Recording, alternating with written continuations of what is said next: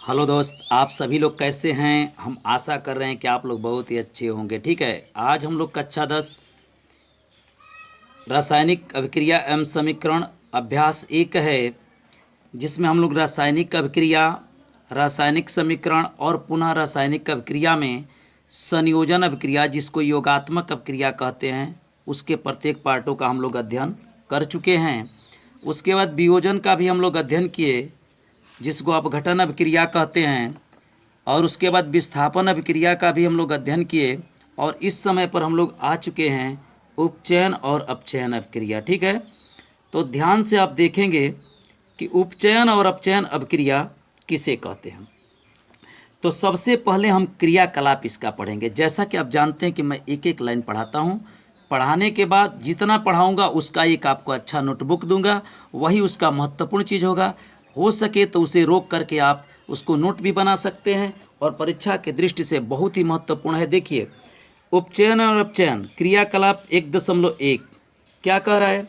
China डिक्स में 1 gram copper का चूर्ण लेकर उसे गर्म कीजिए। चलिए आते हैं इस उपकरण की तरफ। ठीक है, पहले इस चित्र को समझते हैं। ठीक है, बताइए यह क्या है। ऊपर चाइना डिक्स है। क्या है? चाइना डिक्स है। बताइए इसमें जो ये काला रंग का आपको दिखाई दे रहा है, वह कॉपर का क्या है? चूर्ण है, और उसमें ऑक्सीजन भी है। ठीक है ना, और आपको देखने से भी लग रहा है कि यह काले रंग का है। ठीक है, और बताइए इस चाइना डिक्स को रखा किस पर है? तो जाली पर रखा है। ठीक है, और जिस पर खड़ा किया है उस स्टैंड का नाम क्या है? तो त्रिपाई है। और बताइए जिससे वह जला रहा है उसको हम लोग क्या कहते हैं? बर्नर कहते हैं। क्या कहते हैं? बर्नर कहते हैं, दिया कहते हैं, स्प्रिट लैंप कहते हैं। ठीक है ना, तो इतना बातें आपको क्लियर समझ में आ गया। जैसे अब देखिए, अब हम क्या करेंगे कि कह रहा है कि चाइना डिक्स में 1 ग्राम कॉपर चूर्ण लेकर उसे गर्म कीजिए। ये जो डिक्स है ना, उसमें 1 ग्राम कॉपर के चूर्ण को लेकर के गर्म करेंगे। तो कह रहा है कि आपने क्या देखा। इस प्रश्न का आपको उत्तर बता देना है कि जब आप प्रयोग करेंगे चाइना डिक्स में कॉपर के चूर्ण को लेकर के जब आप गर्म करेंगे तो आप क्या देखेंगे। तो देखिए मैं पढ़ रहा हूँ, ऐसे हम लोग जानते हैं काले रंग का हो जाएगा। कैसा हो जाएगा? काले रंग का। देखिए, कॉपर चूर्ण की सतह पर कॉपर ऑक्साइड, ये देखिए कॉपर ऑक्साइड है, Cu है। तो जो यह कॉपर है ना, उसके ऊपर यह ऑक्साइड की काली परत चढ़ जाती है। यह काला पदार्थ क्यों बनता है? समझ गए? जैसे चाइना डिक्स में कॉपर के चूर्ण को लेकर के जब उसे हम गर्म करते हैं तो उसके ऊपर काले रंग की क्या चढ़ जाती है? परत चढ़ जाती है। यह कॉपर ऑक्साइड कॉपर में ऑक्सीजन के योग से बना। देखिए, यह कॉपर ऑक्साइड कॉपर में ऑक्सीजन के योग से बना। ठीक है, यह चाइना डिक्स में जब हम कॉपर के चूर्ण को लेकर के जब ऑक्सीजन के साथ गर्म किए तो ये किस रंग का हो गया? काले रंग का हो गया। ठीक है ना।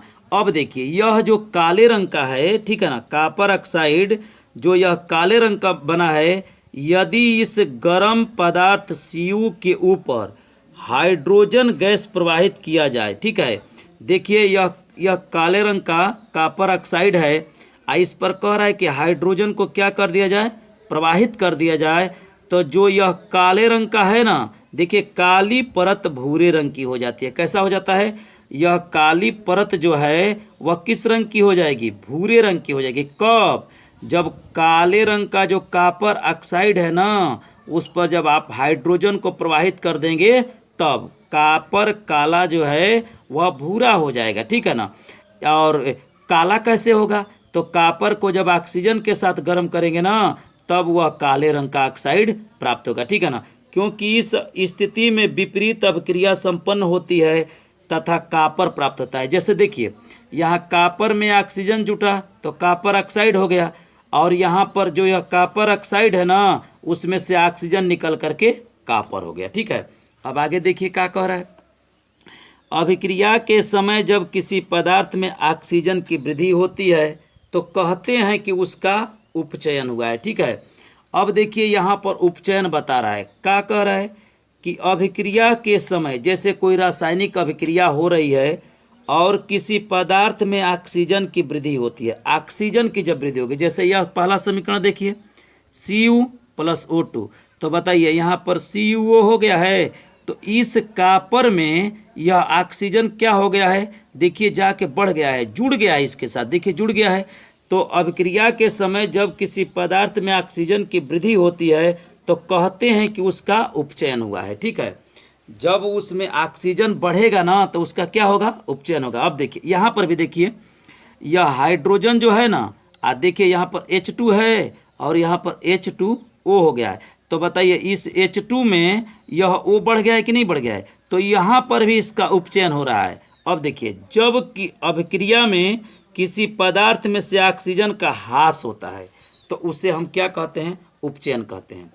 जब ऑक्सीजन का ह्रास होगा, ऑक्सीजन जब निकलेगा तो उसे हम क्या कहेंगे, अपचयन कहेंगे। क्या कहेंगे, अपचयन कहेंगे। जैसे देखिए यहाँ पर, यह देखिए कॉपर ऑक्साइड है और यहाँ देखिए कॉपर है, तो इस कॉपर ऑक्साइड में से यह ऑक्सीजन क्या हो गया है, देखिए निकल गया है और कॉपर क्या हो गया है, बच गया है। तो आपको बात क्लियर हो रहा है। कहने का मतलब यह है कि जिसमें से ऑक्सीजन निकलेगा, जैसे देखिए यह निकल रहा है, जब निकलेगा तो उस क्या होगा, अपचयन होगा, और जिसमें जुटेगा तो वो क्या होगा, उपचयन होगा। तो बहुत से बच्चे कहते हैं सर हम यह भूल जाते हैं कि किस में ऑक्सीजन जुटेगा और किस में ऑक्सीजन हटेगा। तो मैं एक बढ़िया चीज़ बता रहा हूँ।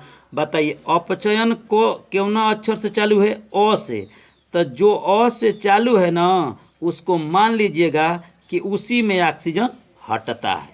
माने अपचयन वाला में ऑक्सीजन क्या होगा, हटेगा। तो इसमें अगर अपचयन वाला में हट गया, क्योंकि ऑक्सीजन भी अ से चालू होता है और अपचयन भी अ से चालू होता है, तो जो अ से चालू होता है ना उसी में ऑक्सीजन क्या होगा, हटेगा। तो अपचयन में हटेगा तो सीधा बात है कि उपचयन में जुड़ेगा। ठीक है, तो अब आगे देखते हैं। अब देखिए अभिक्रिया 1.29 पीछे पृष्ठ में दिया है, यही अभिक्रिया थी। 1.29 भी ना यही थी। जैसे देखिए मैं दिखा दे रहा हूँ, देखिए यही अभिक्रिया है, यह जो अभिक्रिया है 1.29 ना, वही यहाँ पर भी है। ठीक है, तो देखिए क्या लिख रहा है, अभिक्रिया 1.29 में कॉपर ऑक्साइड में ऑक्सीजन का ह्रास हो रहा है। देखिए इस अभिक्रिया को ध्यान से देखिएगा, यह क्या है बताइए, तो कॉपर ऑक्साइड है। और इसको तो नहीं मिलाइए, तो बताइए इसमें आपको क्या अंतर लग रहा है। देखिए इसके साथ ऑक्सीजन है, वो है ना भाई, और इसके साथ वो नहीं है। तो बताइए इसके में से वो क्या हो गया है, निकल गया है, वो क्या हो गया है, हट गया है। तो बताइए जब ऑक्सीजन हटता है तो उसको क्या कहते हैं, अपचयन। तो बताइए इसका यहाँ पर क्या हो गया, कॉपर ऑक्साइड का क्या हो गया, अपचयन हो गया। अच्छा इसको मिलाइए, यह हाइड्रोजन है और यह H2O है। बताइए इस H2 में ये इस H2O में क्या अंतर है। देखिए इस H2 के साथ O नहीं है, लेकिन यहाँ पर H2 के साथ O हो गया है। तो बताइए इसमें ऑक्सीजन नहीं था और इस बगल इसमें ऑक्सीजन क्या हो गया, आ गया। तो बताइए जिसमें ऑक्सीजन आ जाता है उसे क्या कहते हैं, उपचयन। तो यहाँ पर इस H2 के साथ ऑक्सीजन क्या हो रहा है, जुड़ रहा है। तो जिसमें ऑक्सीजन जुड़ता है तो उसे क्या कहते हैं, उपचयन, और जिसमें से ऑक्सीजन हटता है उसे क्या कहते हैं, तो हम लोग कहते हैं अपचयन। जैसे पढ़ लीजिए, देखिए ऑक्सीजन का ह्रास हो रहा है इसलिए यह अपचयित हुआ। देखिए यह ऑक्सीजन का ह्रास हो रहा है, अपचयन ही कहिए, अपचयित कहिए। हाइड्रोजन में ऑक्सीजन की वृद्धि हो रही है, देखिए यह H2 है, इधर बढ़ गया है, ये वो हो गया है, इसीलिए उपचयित हुआ है। अर्थात किसी अभिक्रिया में एक अभिकारक उपचयित हो रहा हो और दूसरा अभिकारक अपचयित हो रहा हो। जैसे देखिए यह रासायनिक अभिक्रिया है, क्या है, रासायनिक अभिक्रिया। इसमें यह दोनों क्या है भाई, अभिकारक है। मैंने कई बार बताया यह क्या है, अभिकारक है। तो देखिए यह अभिकारक जो है अपचयित हो रहा है और यह अभिकारक क्या हो रहा है, उपचयित हो रहा है। तो किसी रासायनिक अभिक्रिया में जब एक ही रासायनिक अभिक्रिया में एक अभिकारक अपचयित हो रहा हो और एक अभिकारक उपचयित हो रहा हो तो इस अभिक्रिया को उपचयन, अपचयन अथवा रेडॉक्स अभिक्रिया कहते हैं। रेडॉक्स कहेगा वही बात लिखेंगे, उपचयन अपचयन कहेगा वही बात लिखेंगे। लेकिन एक बात समझ लीजिए, अभिकारक से मैटर उठाइएगा, अभिकारक से मामला उठाइएगा। अभिकारक ही क्या होगा, उसमें का अभिकारक जो दो, जैसे मान लीजिए दो है तो इसी में का एक क्या हो रहा है, यह क्या हो रहा है, अपचयित हो रहा है, और यह क्या हो रहा है, उपचयित हो रहा है। तो अभिकारक देखिए किसी अभिक्रिया में यही महत्वपूर्ण चीज है, एक अभिकारक उपचयित और दूसरा अभिकारक अपचयित होता हो तो इस अभिक्रिया को उपचयन, अपचयन अथवा रेडॉक्स अभिक्रिया कहते हैं। चलिए नेक्स्ट और एक उदाहरण बताते हैं, रेडॉक्स अभिक्रिया के कुछ अन्य उदाहरण। यहाँ पर समझिए, ये दोनों क्या हैं, अभिकारक हैं। अच्छा बताइए, इस ZnO को इस Zn को तनिया मिला के देखिए तो इसमें बताइए O है ना, और बताइए इधर O है नहीं ना है, तो इसमें से ऑक्सीजन क्या हो गया, निकल गया। एक मतलब कि जिंक ऑक्साइड क्या हो रहा है, अपचयित हो रहा है। देखिए यह कार्बन है ना, तो इसमें O नहीं है, इधर देखिए यहाँ पर O है, ठीक है। तो यह क्या हो जाएगा, यह उपचयन हो जाएगा। यह रासायनिक अभिक्रिया हो गई, इसमें यह दोनों अभिकारक हो गए, तो इस अभिकारक का क्या हो रहा था, अपचयन हो रहा था, इस अभिकारक का क्या हो रहा था, उपचयन हो रहा था। तो यह कैसी अभिक्रिया हो गई, रेडॉक्स अभिक्रिया हो गई। देखिए एक और दिया है, थोड़ा बढ़िया समझ लीजिएगा, ऐसे दो उदाहरण काफ़ी है, ठीक है ना। MnO2 plus 4HCl arrow mark, MnCl2 plus 2H2O plus Cl2। देखिए अभिक्रिया 1.31 इसका कह रहा है, जिसको मैं समझा चुका हूँ। कार्बन उपचयित हो रहा है, क्यों, इसमें कार्बन क्या हो रहा था, इसके साथ ऑक्सीजन क्या हो रहा है, जुड़ रहा है, और ZnO अपचयित हो रहा है। अभिक्रिया 1.32 में। अब इसमें आते हैं, HCl देखिए यह हाइड्रोक्लोरिक अम्ल है, Cl2 में उपचयित हो रहा है। जैसे कहने का मतलब यह है कि उपचयित मतलब Cl2 में उपचयित हो रहा है। इसमें हाइड्रोजन क्या हो रहा है, हाइड्रोजन क्या हो रहा है, देखिए HCl जो है Cl2 में उपचयित हो रहा है, MnO2 है MnCl2 में अपचयित हो रहा है, ठीक है ना। तो इस प्रकार तीन उदाहरण है। तो देखिए एक उदाहरण यह है, एक उदाहरण यह है, एक यह है, तो दो काफ़ी है। देखिए ऊपर के उदाहरणों के आधार पर हम कह सकते हैं कि यदि किसी अभिक्रिया में पदार्थ का उपचयन तब होता है, उपचयन कब होगा, जब उसमें ऑक्सीजन की वृद्धि होगी और हाइड्रोजन का, या देखिए ऑक्सीजन बढ़ेगा, या अगर हाइड्रोजन हटता भी है ना, जैसे देखिए यहाँ से हाइड्रोजन हट रहा है, यहाँ से हाइड्रोजन हट रहा है, देखिए Cl2 हो गया, अकेले हो गया है, हाइड्रोजन क्या हो गया, हट गया। तो जब हाइड्रोजन हटेगा ना तो भी उसको हम लोग क्या कह देंगे, उपचयन कह देंगे, ठीक है ना। पदार्थ का अपचयन तब होता है जब उसमें ऑक्सीजन का क्या होता है, ह्रास होता है और हाइड्रोजन की वृद्धि होती है, ठीक है ना। अब क्या कह रहा है, क्रियाकलाप 1.1 पर ध्यान दीजिए, जिसमें एक चमकदार श्वेत लौह, जैसे देखिए आपको हम बता रहे हैं, देखिए यह मैग्नीशियम है और ऑक्सीजन के साथ जब इसको जलाते हैं तो क्या बनता है, मैग्नीशियम ऑक्साइड।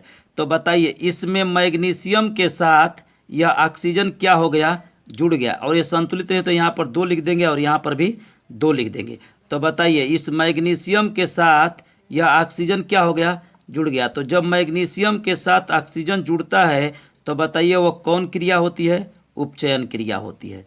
कौन होती है, उपचयन क्रिया होती है। समझ में आ रहा है ना। तो जो क्रियाकलाप 1.1 जो हमारे बुक में है उसमें मैग्नीशियम का क्या होता है, उपचयन होता है, ठीक है। अब देखिए हम लोग पढ़ेंगे, यही है मैग्नीशियम रिबन जलाने वाला।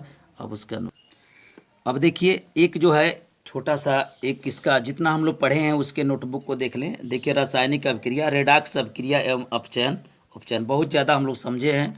क्रियाकलाप में एक प्रश्न था कि आपने क्या देखा, तो हम लोग देखे थे कि जो कॉपर का चूर्ण है ना वो किस रंग का हो गया था, काले रंग का हो गया था। क्यों हो गया था, क्योंकि ऑक्सीजन के साथ वो संयोग किया ना तो उसके ऊपर काले रंग की परत चढ़ गई। कॉपर जब ऑक्सीजन के साथ संयोग किया ना तो कॉपर ऑक्साइड का क्या हो गया, निर्माण हो गया। देखिए लिख रहा है, क्या लिख रहा है, हमने यह देखा कि कॉपर चूर्ण का सतह कॉपर ऑक्साइड की परत जमने के कारण काली पड़ गई। समझ गए ना, आपने क्या देखा, तो आप यही लिखिएगा कि हमने यह देखा कि कॉपर चूर्ण की सतह पर कॉपर की ऑक्साइड की परत जमने के कारण काली हो गई।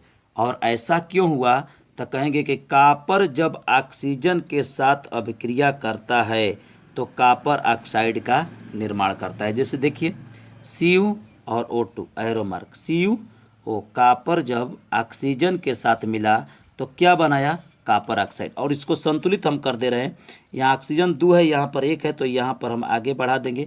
ऐसे संतुलित करके मैं आपको बताऊंगा।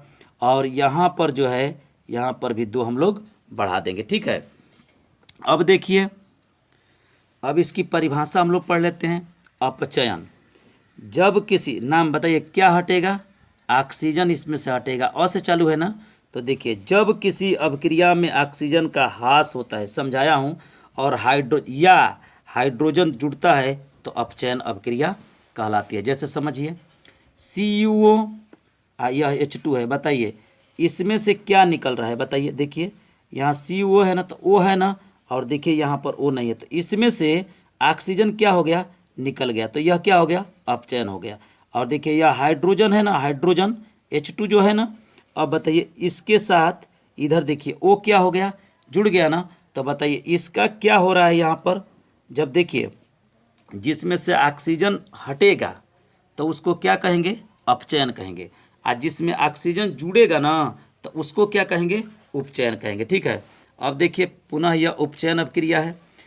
जब किसी रासायनिक अभिक्रिया में ऑक्सीजन जुड़े, क्या हो के, ऑक्सीजन जुड़े और हाइड्रोजन क्या हो जाए, हट जाए, तो उसे उपचयन कहते हैं। ठीक है ना, तो यहाँ पर देख लीजिए, या हो जैसे ऑक्सीजन जुड़े या हाइड्रोजन का ह्रास हो, ऑक्सीजन जुड़ जाए या हाइड्रोजन का ह्रास हो। जैसे देखिए यह H2 जो है इसके साथ O जुड़ गया है, क्या हो गया है, जुड़ गया है, तो ऑक्सीजन जुड़े या हाइड्रोजन का ह्रास हो, तो बताइए यहाँ पर ऑक्सीजन क्या हो रहा है, जुड़ रहा है, तो यह क्या होगा, उपचयन होगा, और ये हट रहा है तो क्या होगा, अपचयन होगा। ठीक है, अब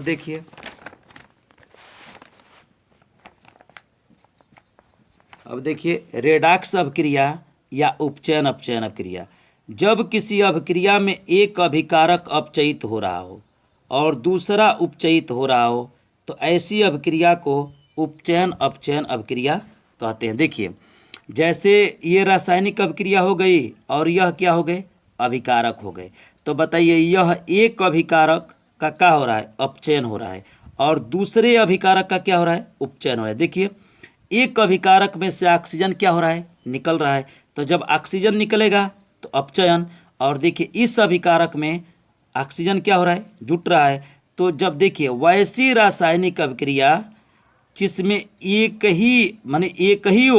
ही रासायनिक अभिक्रिया में एक अभिकारक में से ऑक्सीजन निकले और एक अभिकारक में ऑक्सीजन जुटे, अर्थात कहने का मतलब यह है कि वैसी रासायनिक अभिक्रिया जिसमें अभिकारकों में अपचयन और उपचयन दोनों क्रियाएं होती है तो उसे हम लोग रेडॉक्स अभिक्रिया कहते हैं, या उपचयन अपचयन। जैसे देखिए ZnO में भी यहाँ पर देखिए जिंक का क्या हो रहा है, अपचयन हो रहा है, भाई ऑक्सीजन निकल रहा है, और बताइए कार्बन के साथ ऑक्सीजन क्या हो रहा है, जुड़ रहा है, तो जुड़ रहा है तो क्या होगा, उपचयन, और यह एक अभिकारक हो गए, उसमें से एक का क्या हो रहा है, अपचयन, और एक का क्या हो रहा है, उपचयन। इस प्रकार से यह हमारा रेडॉक्स अभिक्रिया था, और उसके बाद आप इस प्रश्न को बढ़िया से आप नोट भी कर सकते हैं, समझ भी सकते हैं। ठीक है ना, इसमें सबसे मूल जड़ है अपचयन वाला में और उपचयन वाला। ध्यान से देख लेंगे, अपचयन में ना अ से चालू है ना, मैं पुनः एक बार बता दे रहा हूँ, तो इसमें ऑक्सीजन क्या होगा, हटेगा, और हाइड्रोजन जुटेगा। ठीक है ना, और उपचयन वाला में ऑक्सीजन जो है जुड़ेगा या हाइड्रोजन हटेगा। तो इस प्रकार से यह आपका समीकरण था, और मैं नेक्स्ट अगले